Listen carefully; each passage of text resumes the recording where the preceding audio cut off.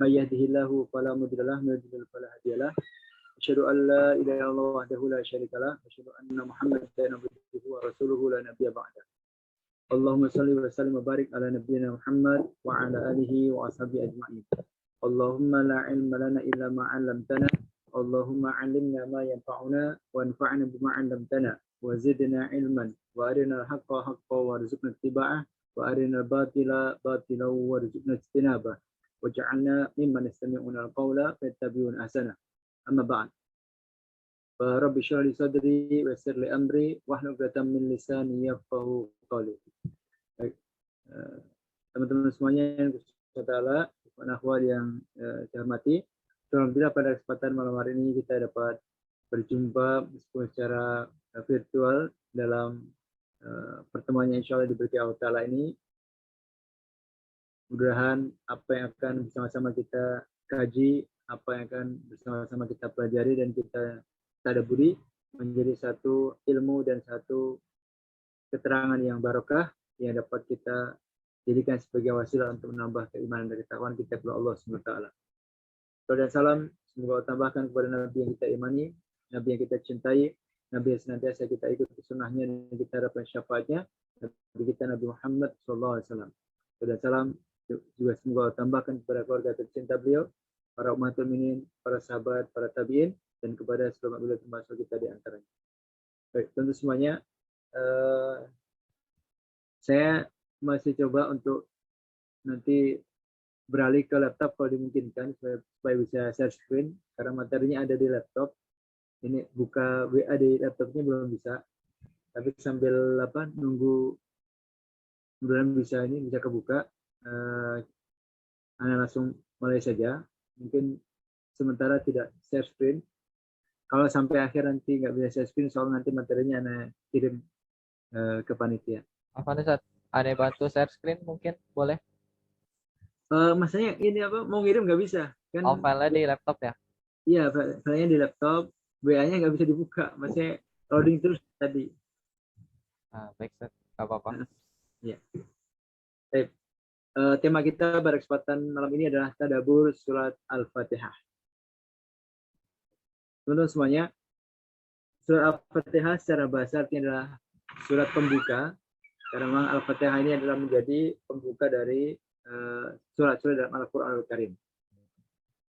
Nah, sebelum kita bahas tentang tadabbur Al-Fatihah, saya ingin sampaikan terlebih dahulu tentang pengertian tadabbur atau urgensi dari tadabbur, kemudian perintah tentang tadabbur dan sebagainya. Pertama, tadabbur itu berasal dari kata dabaro, yang artinya adalah akhir dari sesuatu. Atau dubur, akhir dari sesuatu. Itu secara bahasa. Adapun secara istilah, tadabbur itu diantara dijelaskan oleh Syekh Muhammad Shalih bin Al-Utsaimin bahwa tadabbur adalah at-ta'ammul fil alfadhi lil wusuli ila ma'aniha. At-ta'ammul fil alfadh lil wusuli ila ma'aniha. Tadabbur adalah merenungkan lafaz-lafaz untuk sampai kepada kandungan-kandungan maknanya. Atau ringkasnya, tadabbur itu adalah satu aktivitas perenungan, penghayatan terhadap ayat-ayat Al-Quran. Itu adalah tadabbur. Nah, tadabbur ini diperintahkan dalam Al-Quran, dalam beberapa surat dan dalam beberapa ayat. Ada 4 kali di dalam Al-Quran perintah untuk tadabbur, dan keempat kali tersebut perintahnya ditujukan, yang 2 kali ditujukan kepada orang munafik dan yang 2 kali ditujukan kepada orang kafir. Jadi justru tidak ada perintah tadabbur kepada orang mukmin. Seolah-olah ini mengisyaratkan bahwa orang mukmin itu sudah tradisinya, sudah selayaknya untuk selalu tadabbur Quran. Nah, 2 ayat Al-Quran yang berisi tentang perintah untuk tadabbur yang ditujukan kepada orang mukmin, orang munafik, maaf. Yang pertama adalah surat An-Nisa ayat 82. Kemudian yang kedua adalah surat Muhammad ayat 24. Dalam surat An-Nisa ayat 82 Allah Ta'ala berfirman, "A'udzu billahi minasyaitonir rajim, Afala yatadabbaruna al-Qur'ana walau kana min 'indi ghairillahi lawajadu fi ikhtilafan katsira. Maka apakah mereka tidak memperhatikan Al-Qur'an? Kalau sekiranya Al-Qur'an itu bukan dari sisi Allah Subhanahu wa taala, tentulah mereka mendapat pertentangan yang banyak di dalamnya. Ayat ini itu ditujukan kepada orang-orang munafik yang masih meragukan tentang Quran. Kemudian yang kedua, surat Muhammad ayat 24, Allah Ta'ala berfirman, "Afala yatadabbaruna al-Qur'an am 'ala qulubin aqfaluha?" Maka apakah mereka tidak memperhatikan Al-Qur'an ataukah hati mereka terkunci? Ini juga perintah tadabbur untuk orang-orang munafik. Kemudian yang kedua adalah tadabbur, perintah tadabbur yang disampaikan Allah Ta'ala atau sindiran Allah Ta'ala kepada orang-orang kafir. Yaitu dalam surat Al-Mu'minun ayat 68. Allah Ta'ala berfirman, "Afalam yadabbarul qaul am ja'ahum ma lam ya'ti aba'ahumul awwalin." Maka apakah mereka tidak merenungkan perkataan kami, atau apakah telah datang kepada mereka apa yang tidak pernah datang kepada nenek moyang mereka dahulu. Kemudian yang kedua, perintah tadabbur yang ditujukan kepada orang kafir adalah surat Shad ayat 29. Allah Ta'ala mengkritik atau menyindir orang-orang kafir yang tidak tadabbur, sehingga karena mereka tidak mau tadabbur, maka mereka menjadi tetap dalam kekafirannya. Yaitu surat Shad ayat 29, Allah Ta'ala berfirman, "Kitabun anzalnahu ilaika mubarakul yadabbaru ayatihi wa liyatadhakkara ulul albab." Ini adalah sebuah kitab yang kami turunkan kepadamu, penuh dengan berkah, supaya mereka memperhatikan ayat-ayatnya dan supaya mendapat pelajaran orang-orang yang mempunyai pikiran. Jadi keempat ayat tadi itu sindiran Allah Subhanahu wa taala, kritikan Allah Subhanahu wa taala kepada orang munafik dan orang kafir. Seolah-olah dari keempat ayat tadi kita mendapatkan pesan tersirat dari Allah Subhanahu wa taala. Seharusnya kalau seandainya orang munafik dan orang kafir itu mau mentadabburi Al-Qur'an, sungguh mereka tidak akan menjadi munafik kalau mereka sekiranya mau mentadabburi Al-Qur'an. Yang kedua, sebagai konsekuensi mereka tidak tadabbur, maka menjadikan mereka itu larut dalam kemunafikan dan tenggelam dalam kekafiran. Kemudian yang ketiga, pelajaran dari keempat ayat tadi adalah bahwa orang mukmin itu sudah selayaknya dan harus menjadikan tadabbur itu sebagai tradisi atau menjadi kebiasaan. Nah, ini 4 ayat yang membicarakan tentang tadabbur dan sekaligus pelajaran yang dapat kita petik dari keempat ayat yang mulia tadi. Nah, tadabbur Al-Quran, teman-teman semuanya, itu adalah satu aktivitas yang dapat dilakukan oleh semua orang. Baik itu orang mukmin atau orang kafir. Dan juga dapat dilakukan oleh semua orang dengan latar belakang pengetahuan apapun. Dengan latar belakang disiplin apapun, mereka bisa melakukan aktivitas tadabbur. Jadi bukan hanya bisa dilakukan oleh mereka yang kategorinya ulama atau punya background ulama syariah, tetapi tadabbur ini bisa dilakukan oleh siapapun. Yang penting modal dasarnya 3. Yang pertama adalah dia sudah paham makna sebuah ayat Al-Quran. Yang kedua, dia mau berpikir secara objektif. Dan yang ketiga, dia punya maksud yang baik, yaitu dalam rangka untuk menggali atau mengambil pelajaran atau hikmah dari Al-Quran. Itu 3 modal tadabbur. Jadi yang pertama, dia sudah paham makna atau arti sebuah ayat.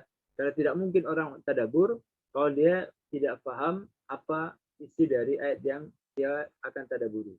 Itu modal pertama. Yang kedua, dia berpikir objektif. Dan yang ketiga adalah punya niatan baik dalam rangka untuk mencari pelajaran dari aktivitas tadabbur tersebut.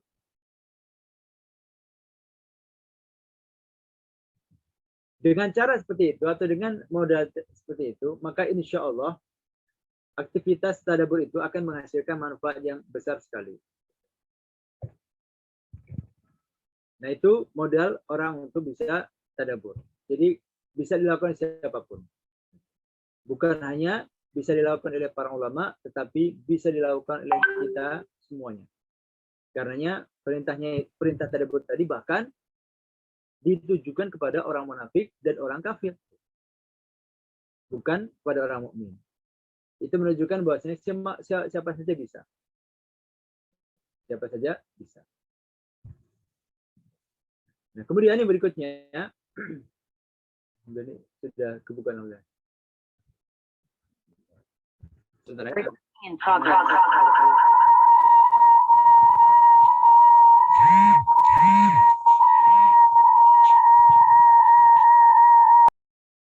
Sebentar.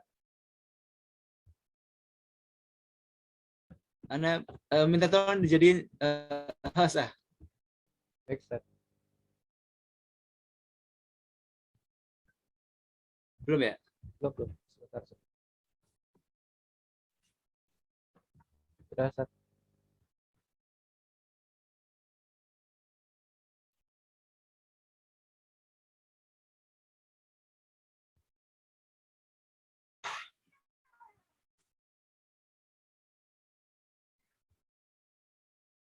Sudah ya? Siap.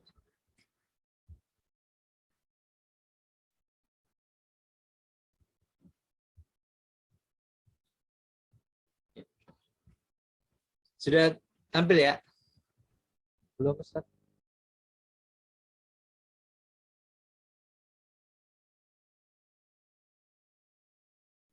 Belum terlihat screen-nya.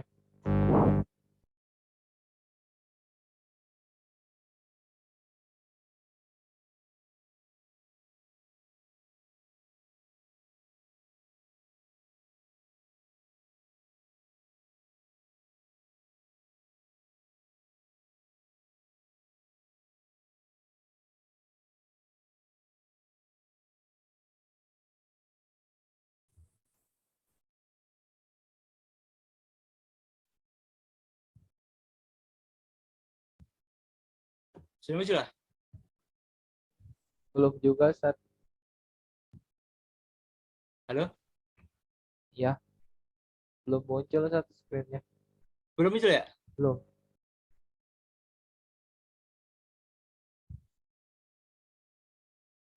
Gimana? Ah, sudah. Alhamdulillah. Sudah. Sudah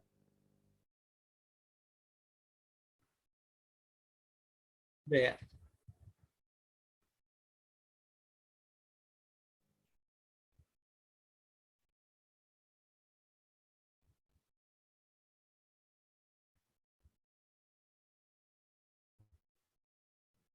Baik, kita lanjut ya.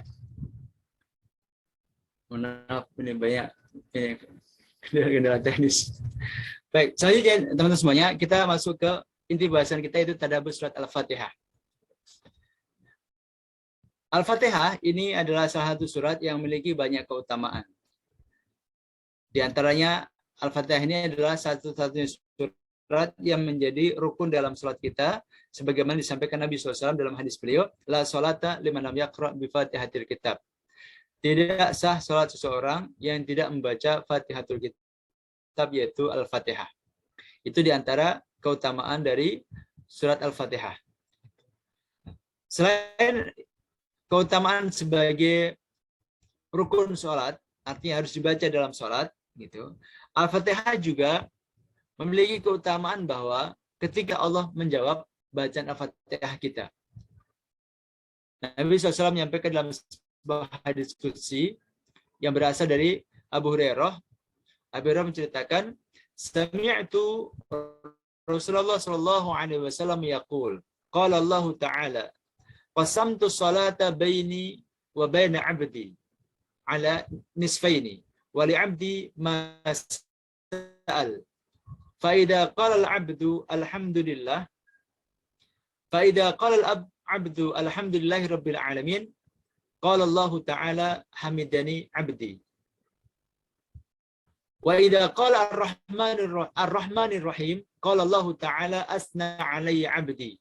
Wa idza qala Maliki Yaumiddin, qala majjadani 'abdi. Wa qala marratan fawada ilayya 'abdi. Fa idza qala iyyaka na'budu wa iyyaka nasta'in, qala hadha baini wa bain 'abdi wa li 'abdi ma sa'al. Fa idza qala ihdina siratal mustaqim siratal ladzina an'amta 'alaihim ghairil maghdubi 'alaihim waladdallin, qala hadza li 'abdi wa li 'abdi ma sa'al. Rawahu Muslim. Kata Nabi dalam hadis yang mulia ini, Allah SWT berfirman, aku mendengar Rasulullah SAW bersabda, Allah berfirman, aku membagi salat antara aku dengan hambaku menjadi dua bagian. Dan hambaku mendapatkan sesuatu yang dia minta. Apabila seorang hamba mengucapkan segala puji bagi Allah, Rabb semesta alam, maka Allah berkata, hambaku memujiku. Jadi ketika kita membaca Al-Fatihah, ayat pertama, Alhamdulillahirabbil alamin, yang artinya segala puji bagi Allah Rabb semesta alam, maka Allah akan menjawab, majjadani atau hamidani abdi, hambaku memujiku. Ketika hamba tersebut mengucapkan Ar-Rahmanir Rahim, yang artinya yang maha pengasih lagi maha penyayang, Allah menjawab, hambaku memujiku. Apabila hamba tersebut mengucapkan Maliki Yaumiddin, pemilik hari kiamat, Allah berkata, hambaku mengagungkanku. Selanjutnya dia berkata, hambaku menyerahkan urusannya kepadaku. Apabila hamba tersebut mengucapkan Iyyaka na'budu wa iyyaka nasta'in, hanya kepadamu lah aku menyembah Allah dan hanya kepadamu lah aku mohon pertolongan, maka Allah berkata, ini adalah antara aku dengan hambaku dan hambaku mendapatkan apa yang dia minta. Apabila hamba tersebut mengucapkan ihdinas siratal mustaqim siratal ladzina an'amta 'alaihim ghairil maghdubi 'alaihim waladdallin, Allah berkata, ini untuk hambaku dan hambaku mendapatkan sesuatu yang dia minta. Hadis riwayat Imam Muslim. Dalam hadis ini Nabi menjelaskan bahwa ketika kita membaca Al-Fatihah, Allah Ta'ala itu merespon. Ketika membaca Alhamdulillahirabbil alamin, Ar-Rahmanir Rahim, Maliki Yaumiddin, di situ isinya adalah puji-pujian, maka Allah Ta'ala mengatakan, hambaku memujiku. Allah Ta'ala tersanjung dengan bacaan Al-Fatihah kita. Kemudian di ayat selanjutnya, yaitu ayat Iyyaka na'budu wa iyyaka nasta'in ihdinas siratal mustaqim, maka di situ isinya adalah permintaan kita kepada Allah Ta'ala, maka Allah mengatakan gitu, bagi hambaku apa yang dia minta. Nah, sehingga dari pembagian ayat ini, para ulama mengatakan bahwasanya Al-Fatihah itu dapat diklasifikasikan isinya atau kandungannya menjadi dua. Yang pertama, ayat 1-3 itu berisi pujian dan pengagungan hamba terhadap Allah SWT. Kemudian ayat 4-7 itu berisi permintaan hamba kepada Allah SWT. Jadi, pujian dan doa. Itu kandungan utama dari surat Al-Fatihah. Nah, kemudian secara rinci dapat kita bahas lebih jauh tentang kandungan Al-Fatihah. Ayat pertama Al-Fatihah adalah Bismillahirrahmanirrahim. Namun ini diperselisihkan oleh para ulama. Sebagian ulama ada yang mengatakan ayat pertama Bismillah, ayat kedua Alhamdulillah, Alhamdulillahirrahmanirrahim. Tapi ada juga ulama yang mengatakan ayat pertama adalah Alhamdulillahirrahmanirrahim. Bismillah tidak masuk hitungan ayat. Ada juga yang mengatakan begitu. Nah, tapi kalau kita merujuk banyak mushaf di Indonesia, maka ayat pertama Al-Fatihah adalah Bismillahirrahmanirrahim. Yang artinya dengan menyebut nama Allah yang Maha Pemurah lagi Maha Penyayang. Makna Bismillahi dengan menyebut nama Allah itu artinya ada satu kalimat yang tidak tertulis di sini, tetapi dijelaskan oleh para ulama. Bismillah itu artinya abda'u bi bismillah. Jadi ketika kita mengatakan dengan menyebut nama Allah, itu artinya adalah saya memulai pekerjaan A dengan menyebut nama Allah. Karena kalau di ujuk-ujuk Bismillah dengan menyebut nama Allah kan menjadi lucu kan. Tetapi makna Bismillahirrahmanirrahim itu kalau mau diterjemahkan secara lengkap itu adalah saya memulai aktivitas tertentu, aktivitas misalkan belajar, aktivitas bekerja, gitu ya, mencuci apapun nama aktivitasnya dengan menyebut nama Allah SWT yang Maha Pemurah lagi Maha Penyayang. Ini makna kalimat Bismillah. Jadi ada satu kata yang kalimat terbuang, yaitu kalau diwujudkan adalah kalimat saya memulai aktivitas tertentu dengan menyebut nama Allah SWT. Itu maknanya. Karenanya lafaz atau kalimat Bismillah ini disunahkan untuk kita jadikan sebagai permulaan aktivitas. Ini yang pertama. Dengan menyebut nama Allah Ta'ala yang Maha Pemurah lagi Maha Penyayang, atau yang Maha Pengasih lagi Maha Penyayang. Kemudian ayat kedua, Alhamdulillahirabbil alamin. Segala puji bagi Allah Tuhan semesta alam. Alhamdulillahirabbil alamin. Segala puji bagi Allah Tuhan semesta alam. Kalimat alhamdulillah, teman-teman semuanya, itu punya makna pertama, bahwa segala pujian memang hanya layak diperuntukkan untuk Allah. Manusia itu sesungguhnya kalau kita hayati, kalau kita renungkan, itu mereka sebenarnya tidak layak mendapatkan pujian. Kalaupun mendapatkan pujian, maka pujian yang sifatnya nisbi atau relatif. Tapi pujian yang sesungguhnya itu hanya layak dimiliki oleh Allah SWT. Karena Allah yang menghadirkan segala kebaikan yang ada di dunia. Misalnya, kita memuji ada orang yang pintar. Pertanyaannya adalah, apakah orang pintar itu dia sendiri menciptakan kepintarannya? Kan ternyata tidak. Orang yang pintar itu bukan dia yang menciptakan kepintarannya. Juga bukan orang tuanya. Banyak orang tua, bapak ibunya pintar, mungkin secara akademik sampai S3 kuliahnya, tetapi anaknya mengalami keterbelakangan mental misalkan.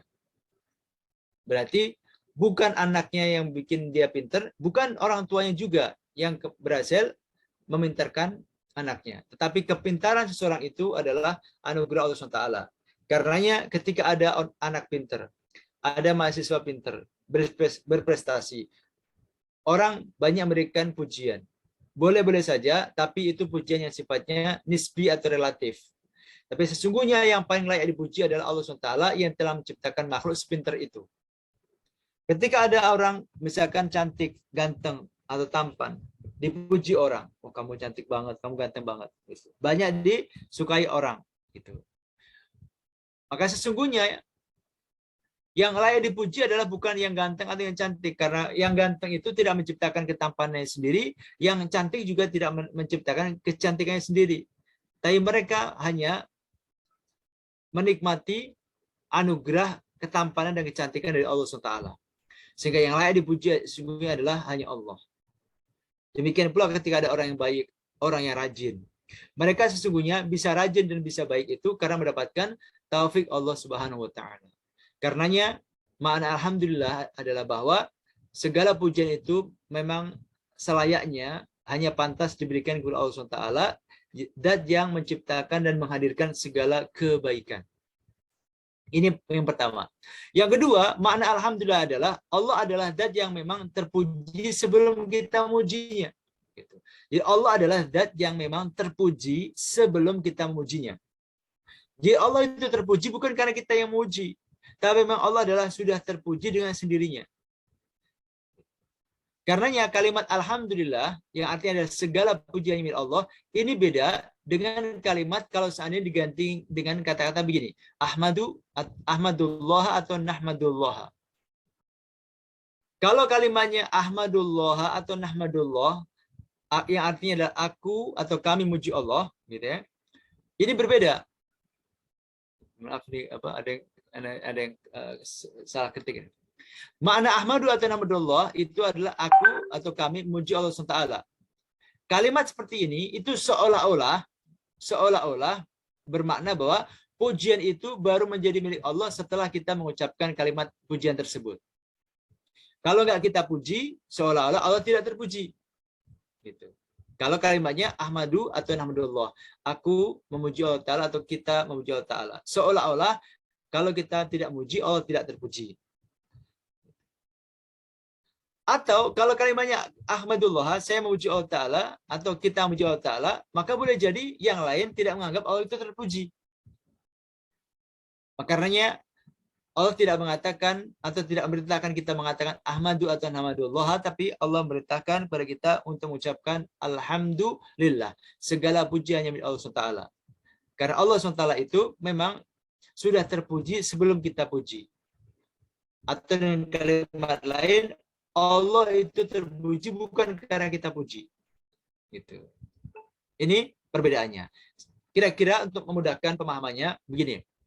Kalau misalnya kita mengatakan kepada seseorang, gitu. Misalkan Presiden Jokowi itu adalah seorang yang terhormat, gitu. Jadi Presiden Jokowi adalah seorang yang terhormat, misalnya, gitu ya. Dengan kita mengatakan saya menghormati Presiden Jokowi, maka tentu beda. Kalimatnya itu lebih berbobot dan lebih paten kalau menggunakan kalimat Presiden Jokowi adalah orang yang terhormat.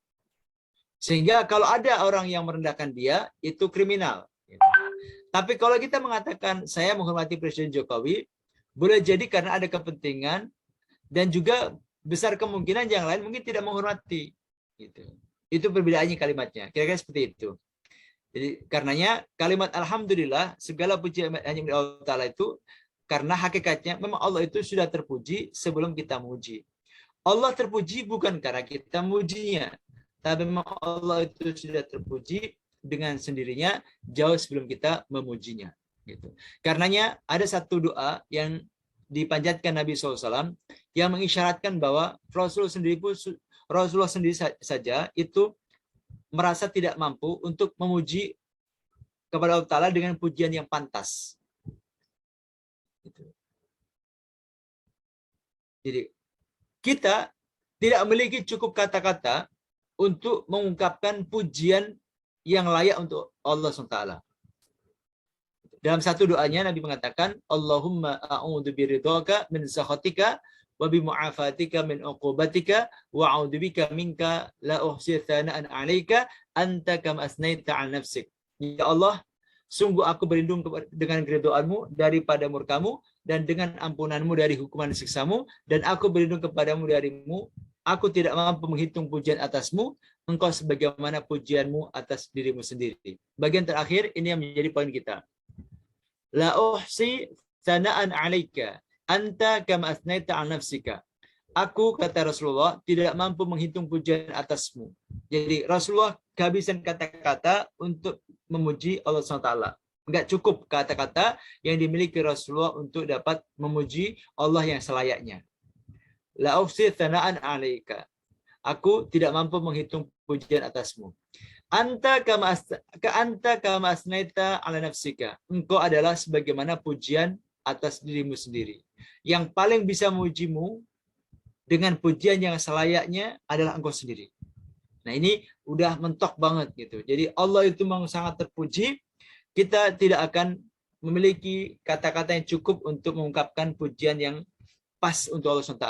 Karenanya yang paling gampang adalah kita mengucapkan alhamdulillah. Segala puji, apapun bentuk pujiannya itu, hanyalah milik Allah Subhanahu wa Ta'ala.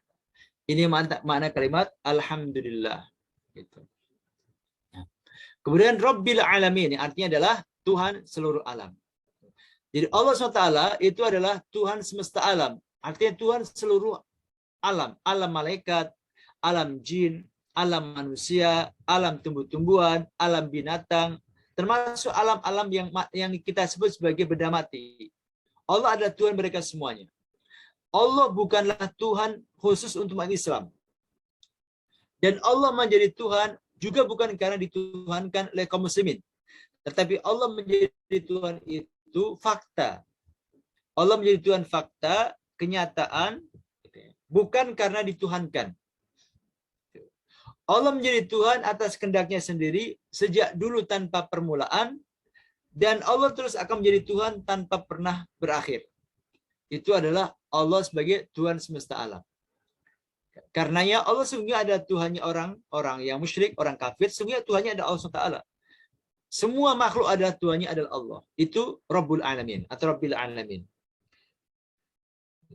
Dan Allah SWT mendeklarasikan diri sebagai Tuhan. Allah mendeklarasikan diri sebagai Tuhan, juga Allah memamerkan karya-karyanya sebagai Tuhan. Dan ini beda dengan sesuatu yang banyak dituhankan oleh orang lain selain Allah Ta'ala. Kalau yang lain-lain itu bukan Tuhan. Yang lain-lain itu adalah sesuatu yang dituhankan. Mereka sendiri itu tidak pernah mendeklarasikan diri sebagai Tuhan. Ada yang menyembah sapi misalkan. Sapi sendiri tidak pernah mendeklarasikan diri sebagai Tuhan. Ada yang menyembah matahari. Matahari sendiri tidak pernah mendeklarasikan diri sebagai Tuhan. Termasuk Nabi Isa alaihissalam. Tidak pernah mendeklarasikan diri sebagai Tuhan. Tapi mereka yang menuhankan itu semuanya. Nah, kalau Allah SWT mendeklarasikan diri sebagai Tuhan dan Allah memamerkan karyanya sebagai Tuhan. Misalnya dalam surat Al-Baqarah ayat 21, Allah SWT berfirman, Ya ayuhan nasu u'budu rabbakum alladhi khalaqakum walladhina min qablikum la'allakum tattaqun. Wahai seluruh manusia, sembahlah Tuhan kalian itu Allah SWT yang telah menciptakan kalian dan menciptakan orang-orang sebelum kalian agar kalian bertakwa. Jadi Allah mendeklarasikan diri kepada kita bahwa Allah adalah Tuhan, maka sembahlah Dia. Lalu Allah pamerkan karyanya sebagai Tuhan, yaitu kita manusia adalah karya Allah sebagai Tuhan. Kita adalah ciptaan Allah, bapak kita ciptaan Allah, kakek kita ciptaan Allah, buyut kita sampai semua manusia, semuanya adalah hasil karya Allah SWT. Itu Allah pamerkan kepada kita supaya kita yakin bahwasanya Allah adalah Tuhan. Dalam ayat lain di surat yang sama, surat Al-Baqarah ayat 29, Allah Ta'ala berfirman, "Walladzi khalaqalakum ma fil ardi jami'a." Dialah Allah SWT yang telah menciptakan semua yang ada di bumi. Semua yang ada di bumi itu adalah hasil karya Allah sebagai Tuhan. Itu makna Rabbul Alamin. Dan ini tidak dimiliki dan tidak bisa dilakukan oleh selain Allah Ta'ala. Karenanya sangat tepat sekali kalimat tauhid yang sering kita baca, La ilaha illallah. Tidak ada Tuhan selain Allah. Karena yang lain itu bukan Tuhan, tetapi sesuatu yang dianggap Tuhan. Tentu beda. Tuhan beneran dengan sesuatu yang dianggap Tuhan. Nah, Allah itu Tuhan, itu fakta. Allah itu Tuhan adalah nyata, bukan sesuatu yang dianggap. Dituhankan atau tidak dituhankan, Allah tetaplah Tuhan. Kalau yang lain tidak. Yang lain kalau misalkan nggak ada yang menuhankan, ya dia nggak Tuhan. Atau dia nggak dianggap Tuhan. Seperti itu. Ini makna Rabbul Alamin. Dan ini semakin membuat kita merasa bangga sekali punya Tuhan Allah SWT yang memang dia adalah Tuhan beneran. Yang lain sekali lagi bukan Tuhan, itu dalam kacamata kita. Bahwa mereka menganggap Tuhan, ya silakan saja. Tapi dalam keyakinan kita, dan itu yang benar insya Allah, bahwasanya Allah lah yang Tuhan, yang lain itu sesuatu yang dianggap Tuhan. Kemudian Ar-Rahmanir Rahim, yang maha pemurah lagi maha penyayang. Ar-Rahman Ar-Rahim merupakan dua dari Asmaul Husna yang paling sering kita lafadzkan. Tidak ada nama Asmaul Husna yang paling sering kita baca kecuali Ar-Rahmanir Rahim. Kita baca basmalah Bismillahirrahmanirrahim. Setiap kali kita sholat baca Al-Fatihah ini, yang di dalamnya ada Ar-Rahmanir Rahim. Inilah nama Asmaul Husna yang paling sering kita baca. Seolah-olah Allah ingin sampaikan kepada kita semuanya. Allah itu adalah zat yang maha Rahman, maha Rahim. Yang maha pengasih, maha penyayang. Dan kasih sayang Allah Ta'ala itu melampaui segala murkanya dan lain-lainnya.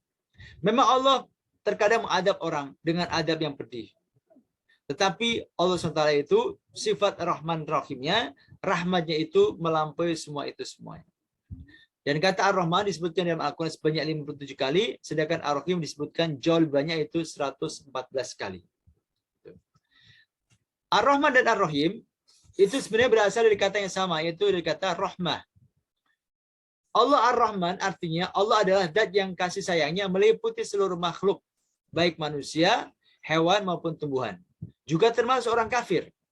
Jadi kalau Ar-Rahman itu rahmat Allah yang meliputi seluruh makhluk. Itu Ar-Rahman. Yang mukmin maupun yang kafir dapat rahman Allah, dapat kasih sayang Allah dari sifat Ar-Rahman ini. Binatang juga demikian, tumbuh-tumbuhan juga demikian. itu Ar-Rahman. Karena Allah Ta'ala berfirman, wa rahmati wasi'at kulla syai', dan rahmatku meliputi segala sesuatu. Segala sesuatu itu mendapatkan rahmat Allah SWT. Adapun Ar-Rahim adalah rahmat Allah SWT yang khusus diperuntukkan untuk orang-orang beriman. Hal ini sebagaimana Allah sampaikan dalam surat Al-Ahzab 43, wa kana bil mu'minina rahima, dan adalah Dia Allah Maha penyayang kepada orang-orang mukmin. Jadi kalau Rahman itu adalah sifat Allah untuk semuanya, tapi Rahim itu adalah sifat Allah hanya untuk orang-orang beriman. Sehingga dapat juga kita katakan bahwasanya rahmat Allah itu ada dua macam. Yang pertama adalah rahmat Allah yang bersifat umum, yang dinikmati oleh semua makhluk termasuk orang-orang kafir. Dan ini sifatnya jasadiyah, badaniyah, duniawiyah. Sifatnya fisik duniawi. Seperti pemberian makanan, minuman, udara, air, pakaian, tempat tinggal, uang, dan lain-lain. Itu adalah rahmat yang sifatnya umum. Bersifat jasadiyah, badaniyah, duniawiyah, diberikan kepada semua makhluk Allah SWT. Yang kedua adalah rahmat khosoh atau rahmat khusus, yaitu rahmat yang bersifat imaniyah, diniyah, baik ketika orang di dunia maupun di akhirat. Rahmat jenis ini antara lain adalah diutusnya Rasulullah dengan membawa syariat Islam, hidayah dan taufik Allah, ampunan Allah, dimasukkannya seorang ke dalam surga serta selamat dari neraka. Itu semuanya adalah rahmat yang sifatnya khusus, dan itu diperuntukkan hanya untuk orang-orang mukmin. Dengan demikian, selama di dunia, orang hamba tidak pernah sedikit pun lepas dari rahmat Allah SWT yang didapat dari rahmat yang sifatnya umum tadi. Baik. Nah, dalam satu hadis, Nabi mengatakan bahwasanya Allah itu punya 100 rahmat. Satu rahmat dibagikan di dunia dan dinikmati oleh semua makhluknya. Dan yang 99 rahmat itu baru dibagikan ketika di akhirat untuk orang-orang mukmin di surga. Rasul bersabda dalam hadis riwayat Bukhari dan Muslim, "Inna lillahi mi'ata rahmatin anzala minha rahmatan wahidatan bainal jinni wal ins wal bahaini wal hawam wa fabiha yata'atafun wa biha yatarahamun wa biha ta'tiful wahsyu ala waladiha wa akharallahu 99 rahmatan yarhamu biha ibadahu yaumal qiyamah." Gitu. Sesungguhnya Allah memiliki 100 rahmat. Satu di antaranya diturunkan kepada bangsa jin, manusia, hewan, dan tumbuhan.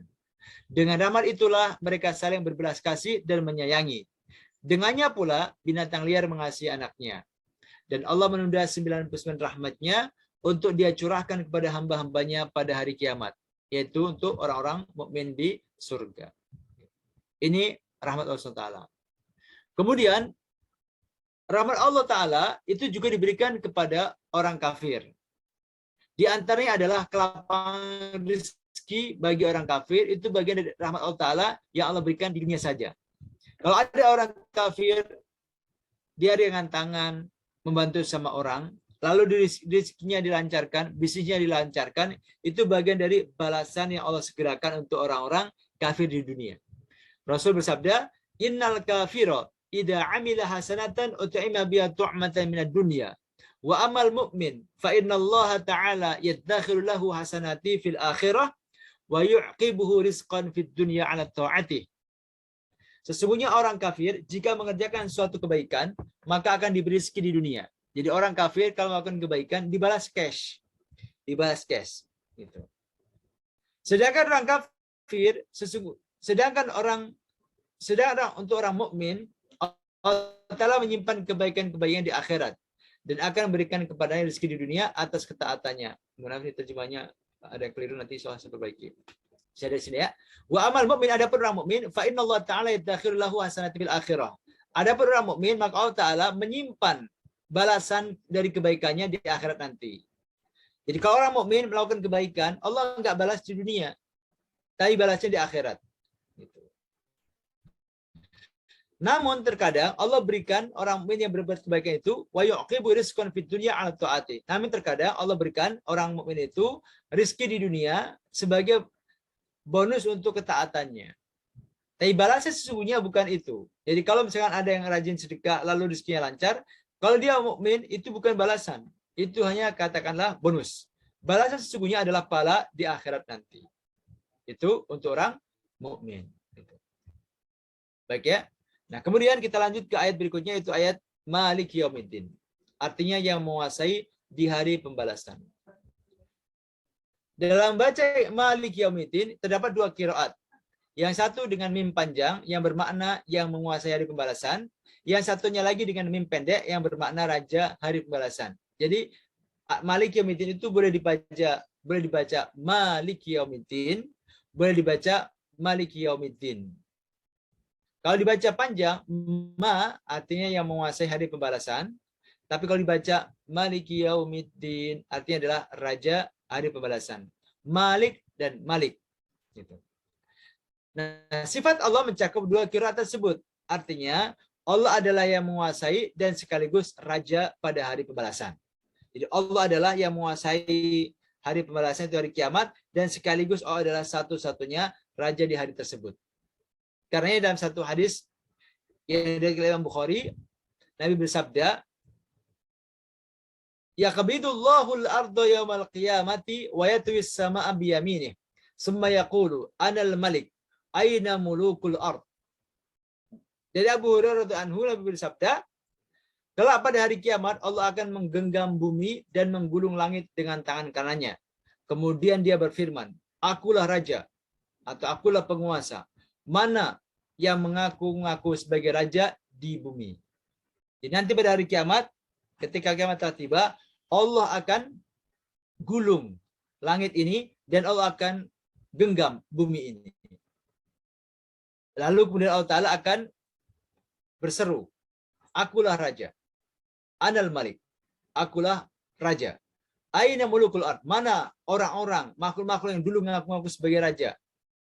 Ditantang semuanya. Dan tidak ada yang berseru. Karena ketika itu semuanya sudah dimatikan oleh Allah SWT. Jadi semua sudah dimatikan oleh Allah Ta'ala. Lalu Allah Ta'ala berseru, "Anal maliku, ana mulukul ard." Aku adalah raja. Mana yang dulu-dulu pada ngaku-ngaku sebagai raja, sebagai Tuhan. Nggak ada semuanya. Hanya Allah Ta'ala yang Maliki Yaumiddin, yang menguasai hari pembalasan. Kemudian ayat kelima, Iyyaka na'budu wa iyyaka nasta'in. Hanya Engkau lah ya Allah yang kami sembah, dan hanya kepada Engkau lah kami meminta pertolongan. Didahulukannya kata iyyaka itu mengandung makna hanya. Artinya hanya kepada Allah sajalah kami menyembah, dan hanya kepada Allah sajalah kami memohon pertolongan.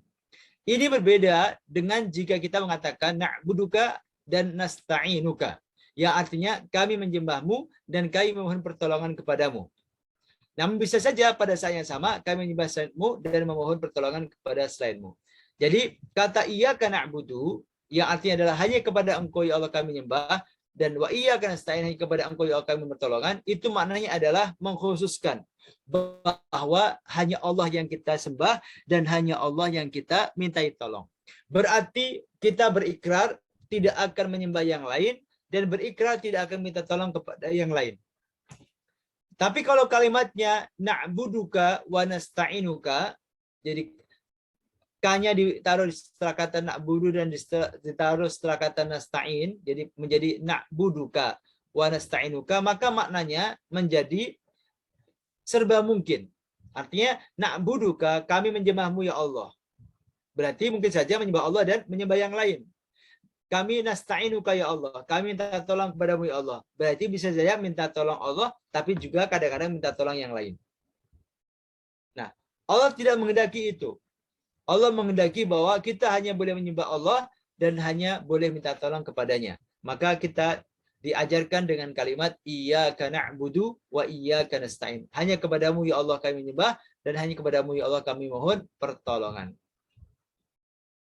Nah, digunakannya dhamir atau kata ganti nahnu, na'buduka na, itu artinya kami, dan nasta'inuka na, kata kami, padahal kan kita baca sendiri. Kita baca Al-Fatihah sendiri. Alhamdulillahirabbil alamin, arrahmanir rahim, maliki yaumiddin, iyyaka na'budu. Hanya kepada Engkau ya Allah kami. Loh kok kami? Padahal kita baca sendiri. Itu dalam rangka apa? Apa maksudnya? Yaitu dalam rangka ta'zim. Artinya sang pembaca kita ini menyatakan bahwa bukan hanya kita seorang diri yang mesti menyembah dan minta pertolongan kepada Allah, namun juga semua manusia dan jin juga harusnya sama. Karena hakikatnya Allah adalah Tuhan seluruh makhluk, bukan hanya Tuhan untuk umat Islam saja atau Tuhan kita saja. Jadi penggunaan kata na'budu dan nasta'in, menggunakan kata ganti kita, padahal kita baca sendiri.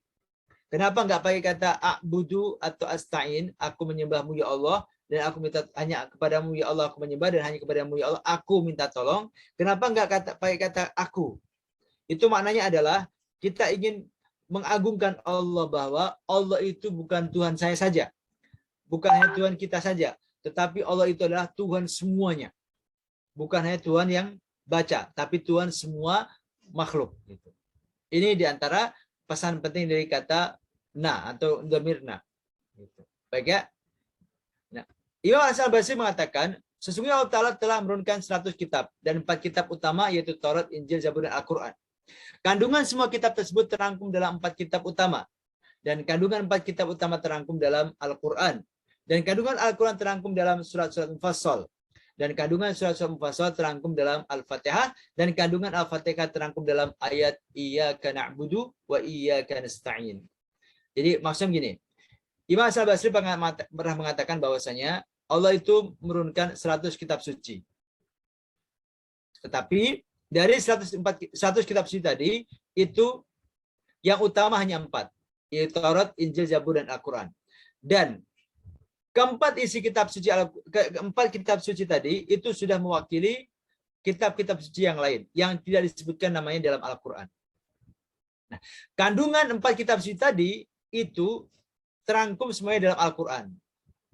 Jadi semua kitab suci yang 3, Taurat, Zabur, dan Injil, itu semuanya sudah terwakili oleh Quran. Nah, Al-Quran itu poinnya, intinya itu ada di surat-surat Mufassal. Surat-surat Mufassal itu adalah surat-surat yang pendek-pendek. Yang ada di juz 26, 27, 28, 29, itu masuk kategori surat-surat Mufassal yang pendek-pendek. Dan kandungan surat-surat Mufassal itu terangkum intisarinya ada dalam Al-Fatihah. Dan Al-Fatihah itu kata Imam Hasan al-Basri, intinya ada di Iyyaka na'budu wa iyyaka nasta'in. Jadi kalau dirunut lagi, Allah pernah menurunkan 100 kitab. Inti 100 kitab itu ada di 4 kitab, Taurat, Injil, Zabur, dan Quran. Nah, 4 kitab tadi itu intinya ada di Quran. Gitu. Nah, Al-Quran itu intinya ada di surat-surat Mufassal. Nah, surat-surat Mufassal itu intinya ada di Al-Fatihah. Dan Al-Fatihah itu intinya ada di ayat Iyyaka na'budu wa iyyaka nasta'in. Gitu. Ya, ini Iyyaka na'budu wa iyyaka nasta'in. Baik, saya langsung lanjut ke berikutnya. Karena waktunya sudah 9:30 lewat. Baik, ayat ke-6, Ihdinas siratal mustaqim. Tunjukilah kami Allah ke jalan yang lurus. Ini adalah doa yang paling penting untuk kita dan diperintahkan Allah untuk kita ulang-ulang setiap saat. Minimal kita 17 kali mengulang doa ini. Ya Allah, tunjukkanlah kami ke jalan yang lurus. Nah, ini bukan seolah-olah kita belum yakin dengan Islam. Kita sudah yakin. Tapi mana ihdinas siratal mustaqim, tunjukilah kami ke jalan lurus, itu artinya adalah istiqomalah kami ya Allah di atas jalan yang lurus ini. Dan bimbinglah kami terus di atas jalan ini. Bukan maknanya kita masih ragu, masih gamang dengan Islam, bukan. Sama sekali bukan. Tapi maknanya ihdinas siratal mustaqim itu adalah kita minta sama Allah SWT supaya diberikan keteguhan dan keistiqomahan di atas siratal mustaqim, itu Islam. Dan kita juga minta kepada Allah Ta'ala agar senantiasa dibimbing terus di jalan ini. Ada kalanya kita berada di persimpangan, ada kalanya kita mengalami persoalan yang menjadikan kita bingung dan lain-lain. Maka kita terus membutuhkan bimbingan dari Allah Subhanahu wa Ta'ala. Gitu. Nah, teman-teman semuanya, para ulama membagi hidayah itu menjadi 2 macam. Yang pertama disebut dengan hidayah itu irsyad. Jadi hidayah itu ada 2. Kan tadi ayatnya, ya Allah tunjukkanlah kami ke jalan yang lurus. Artinya minta agar diberikan hidayah. Nah, hidayah itu ada 2. Yang pertama disebut hidayatul irsyad dan yang kedua nanti disebut dengan hidayatul taufiq. Gitu. Saya ringkaskan saja. Hidayatul irsyad itu adalah bimbingan atau petunjuk untuk mengenal yang baik dan yang buruk, yang hak dan yang batil, yang halal dan yang haram. Itu namanya hidayatul irsyad. Jadi hidayatul irsyad itu adalah pengetahuan tentang baik dan buruk, halal dan haram, hak dan batil. Itu hidayatul irsyad. Dan ini itu dapat kita cari, dapat kita usahakan dengan cara belajar, bertanya atau membaca. Itu cara untuk meraih hidayatul irsyad. Itu. Nah, tugas para nabi dan rasul, juga para dai dan mubalik adalah menyampaikan hidayatul irsyad ini supaya manusia mengenal tauhid syirik, mengenal halal haram, mengenal hak dan batil. Karena Allah Ta'ala berfirman tentang tugas Nabi Muhammad, wa innaka latahdi ila siratim mustaqim, siratillahi alladzi lahu ma fis samawati wa ma fil ard.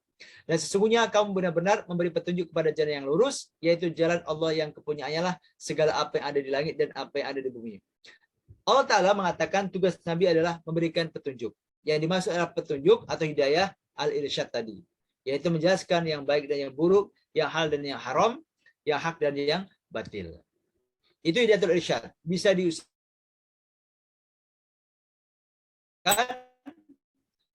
dengan cara belajar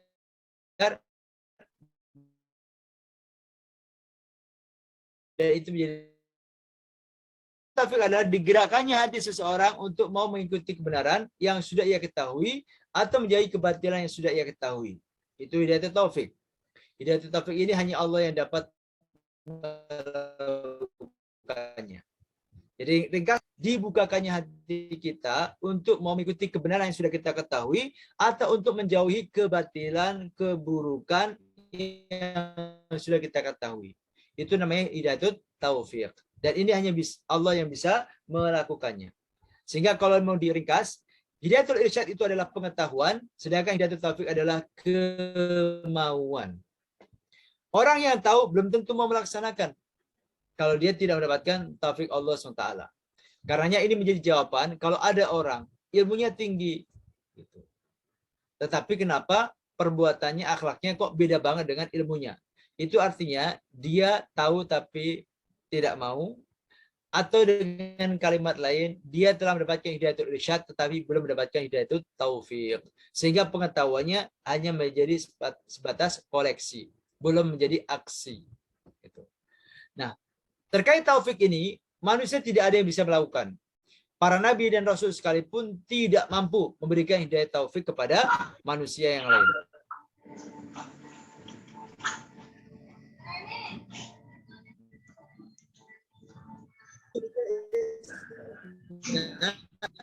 Dan seorang anaknya untuk beriman. Nabi, orang terbaik di zamannya. Tapi menjadikan dia menjadikan satu anaknya Habibie juga sama mampu mengislamkan ayah hambanya, karena itu hanya Allah yang bikin pula Rasulullah SAW tidak mampu.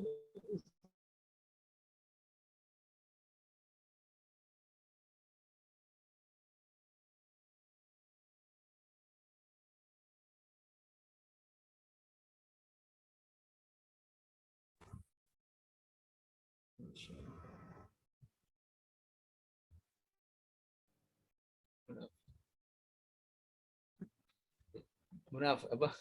Keluar sendiri ya. Ya. Kita lanjut ya. Jadi itu hidayah.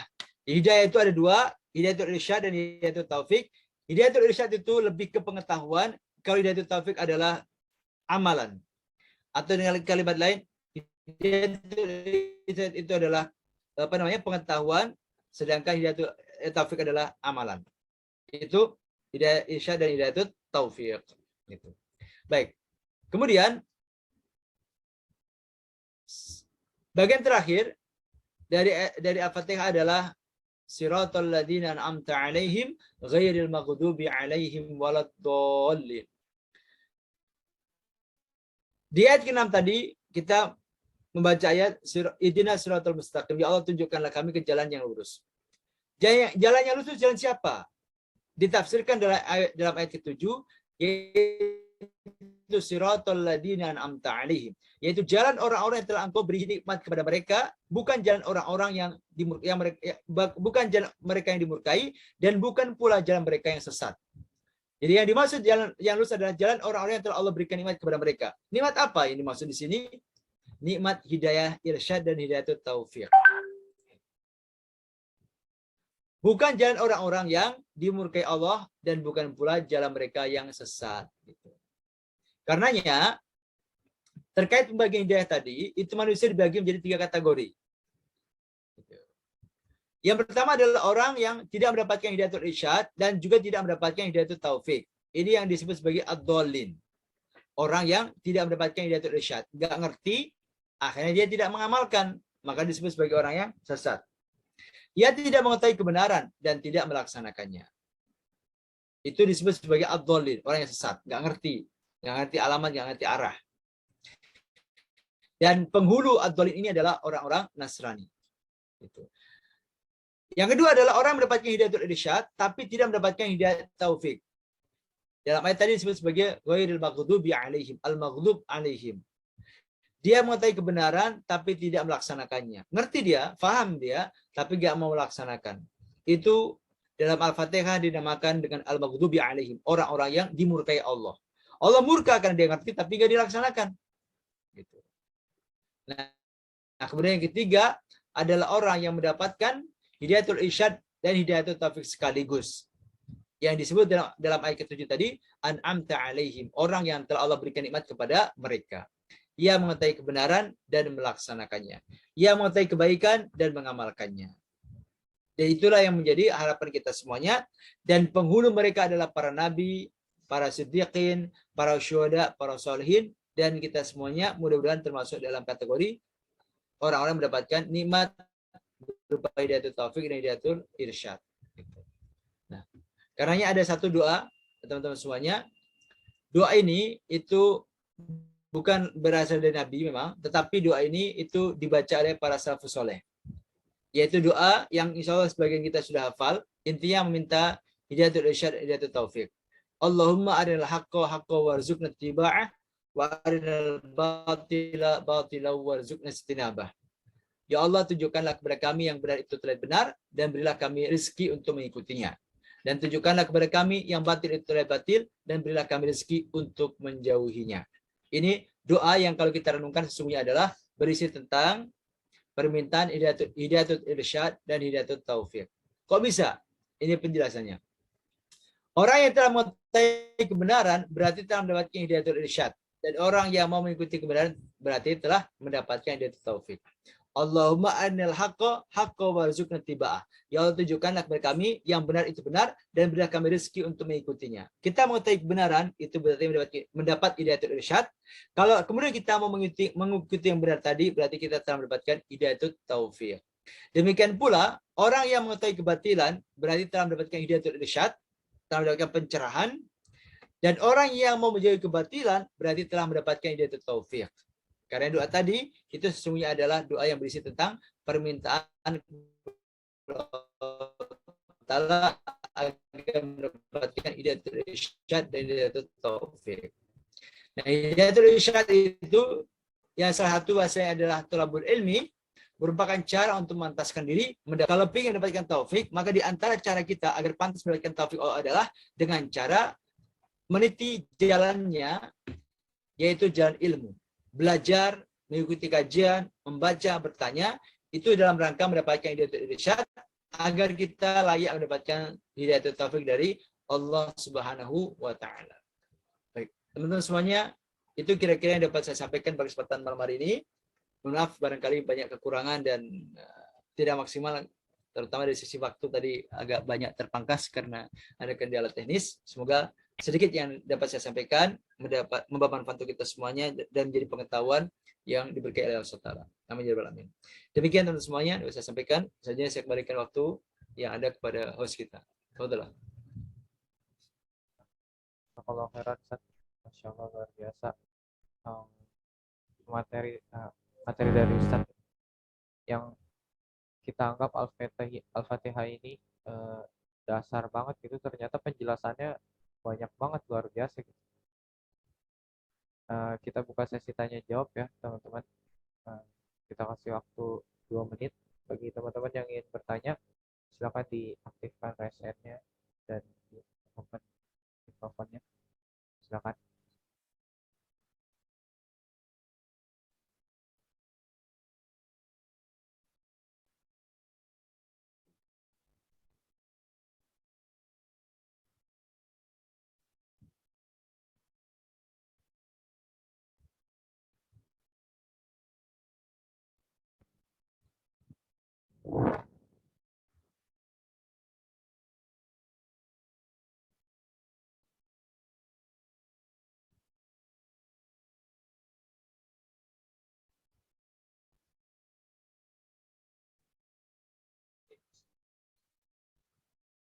Silakan teman-teman, ada yang ingin ditanyakan, boleh lewat kolom chat juga.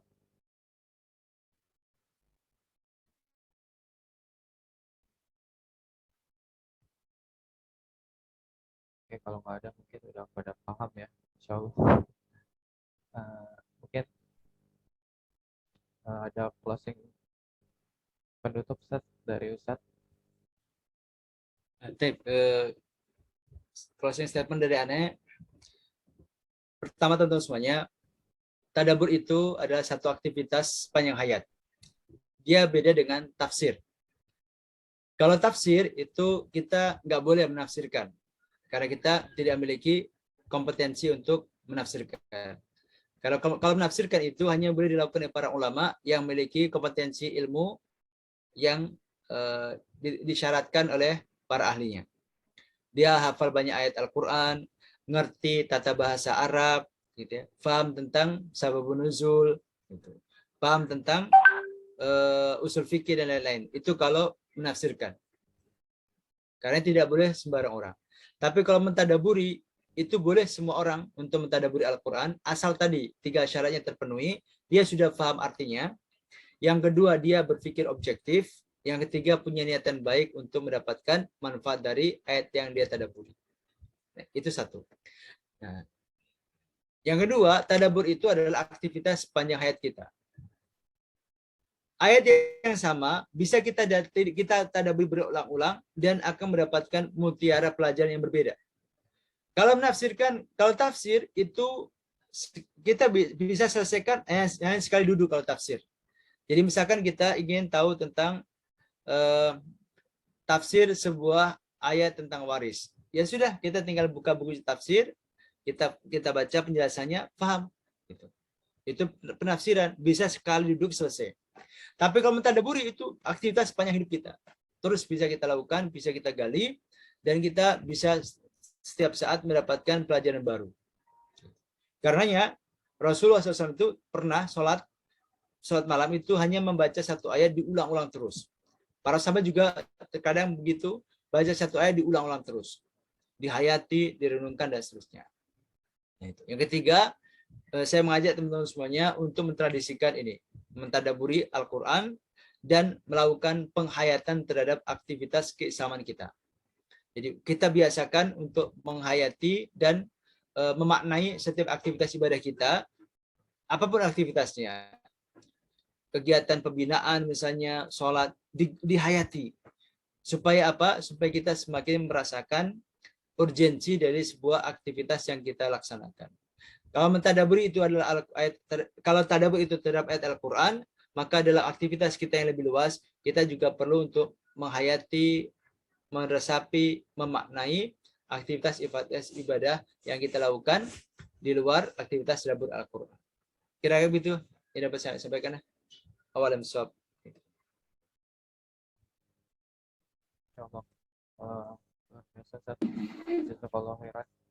Ini sedikit tadi yang ketiga, saya tertarik tentang mentadaburi apapun yang kita lakukan gitu, aktivitas apapun kita tadaburi. Mungkin sedikit Ustaz, penjelasan dari tadabur ibadah sholat gitu Ustaz. Itu apa sih yang perlu kita tadaburi? Ya, sholat misalnya. Sholat ini adalah ibadah yang sangat privasi antara kita dengan Allah. Sholat ini sangat privasi sekali gitu. Dan betul-betul adalah ibadah yang murni untuk Allah Ta'ala. Kalau kita sedekah, itu kan ada unsur kemanusiaan. Ada sisi-sisi sosial. Tapi kalau sholat ini salah satu ibadah yang sangat privasi sekali, gitu. Yang sangat istimewa dalam Islam. Nah, karenanya kita perlu maknai bahwa ibadah yang kita laksanakan itu, khususnya sholat itu, setidaknya memiliki 4 makna. Yang pertama, anjir kaget gue.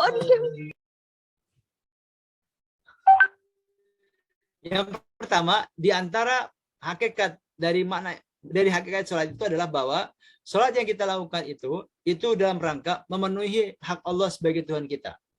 Jadi kita sholat itu adalah dalam rangka menunaikan hak Allah dan sekaligus kewajiban kita. Kenapa? Karena dalam satu hadis dikatakan oleh Nabi SAW bahwasanya hakullahi 'alal ibadi ayya'buduhu wa la yusyriku bisyai'an. Hak Allah dari seluruh hambanya adalah agar semua hamba itu menyembah Allah dan tidak menyekutukannya. Itu hak Allah. Kenapa? Karena faktanya Allah itu Tuhan.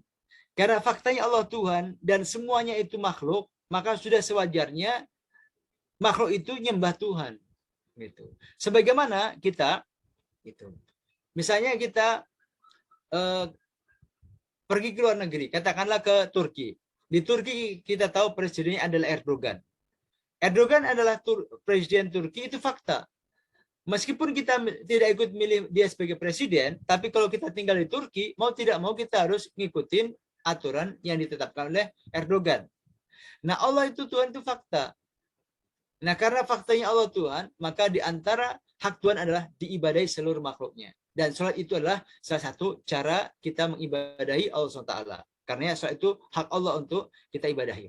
Yang kedua, yang namanya kita sholat itu adalah hakikatnya adalah bukti ketundukan kita kepada Tuhan, kepada Allah Ta'ala.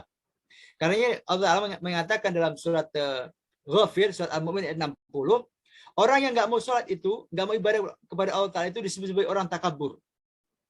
Allah Ta'ala berfirman, innal ladina yastakbiruna an ibadati sayadkhuluna jahannama dakhirin. Sesungguhnya orang-orang yang takabur dari beribadah kepadaku, maka mereka akan masuk ke dalam neraka jahanam dalam keadaan hina.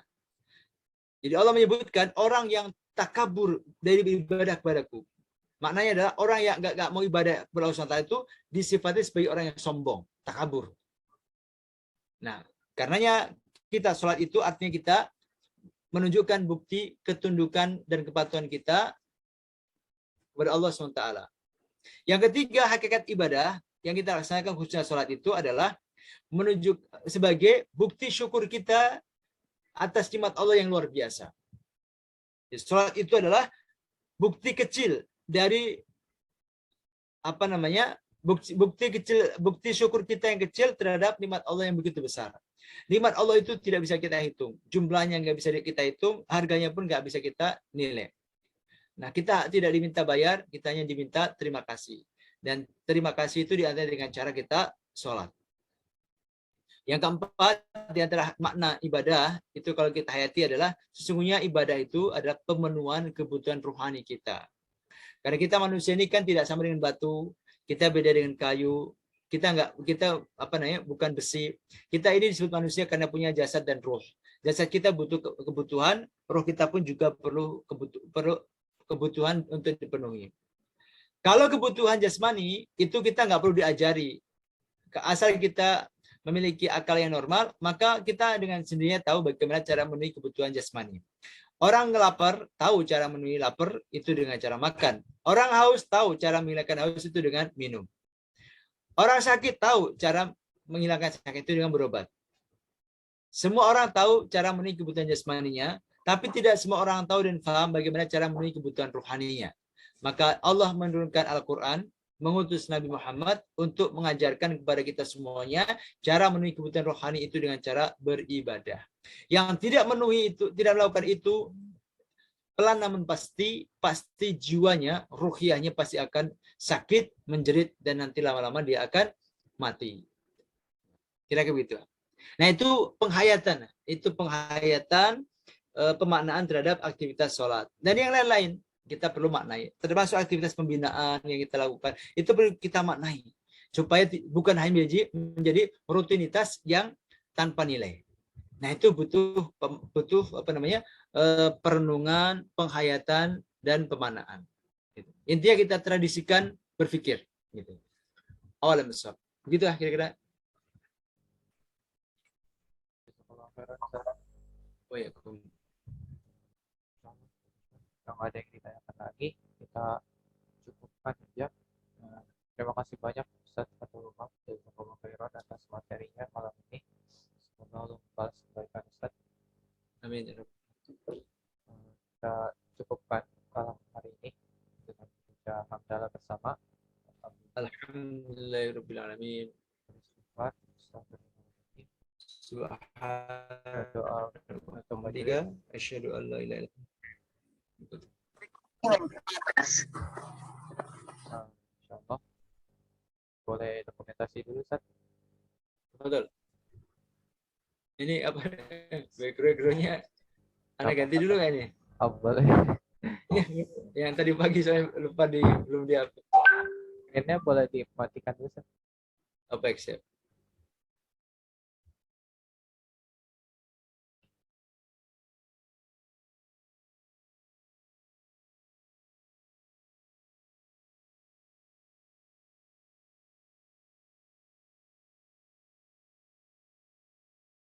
Atau nggak apa-apa sih, Ustaz. Kayak gini aja. Ya.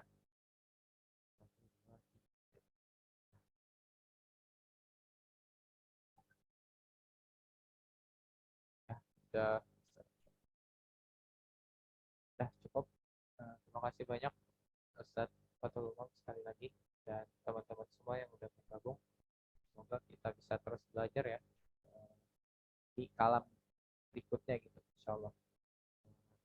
Saya selaku pembawa acara pamit undur diri.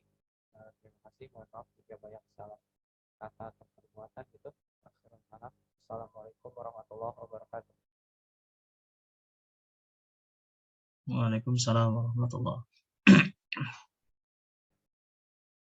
Terima kasih teman-teman semua. Bukan